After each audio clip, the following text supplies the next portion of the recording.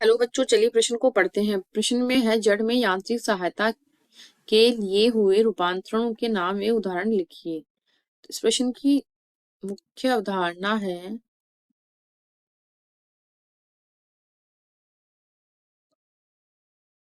यह अवधारणा आवृत बीजियों में पादपों में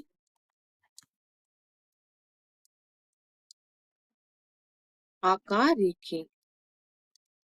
इसके अंतर्गत क्या होता है, पादप के विभिन्न भागों का अध्ययन किया जाता है। तो जड़ क्या होता है, ये मूलांकुर भाग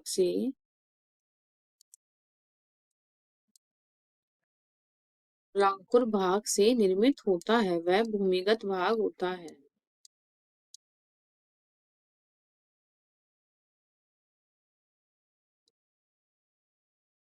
भूमिगत भाग होता है।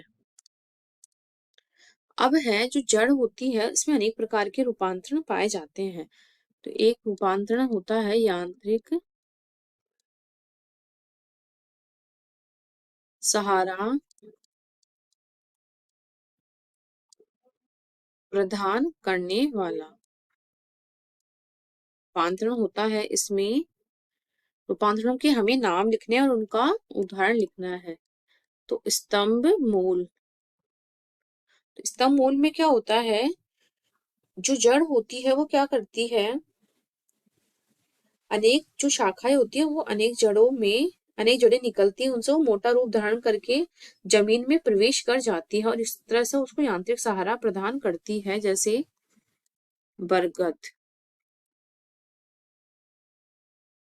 दूसरा है अवस्तंभ मूल। तो इसमें क्या होती है, जड़ें मुख्य तने के आधार के समीप से निकल जमीन में तिर्यक रूप से धंस जाती है और उसे सहारा देती है। तो इस प्रकार की जड़ किसमें होती है, मक्का में।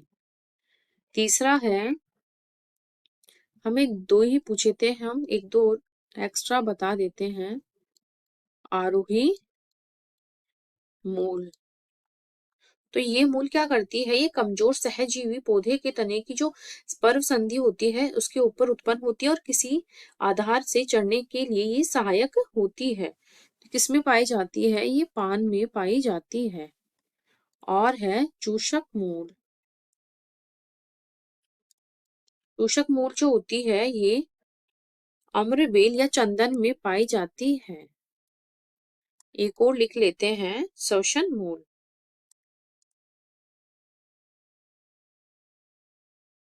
श्वसन मूल होती है, ये किसमें पाई जाती है, ये जूसिया में पाई जाती है।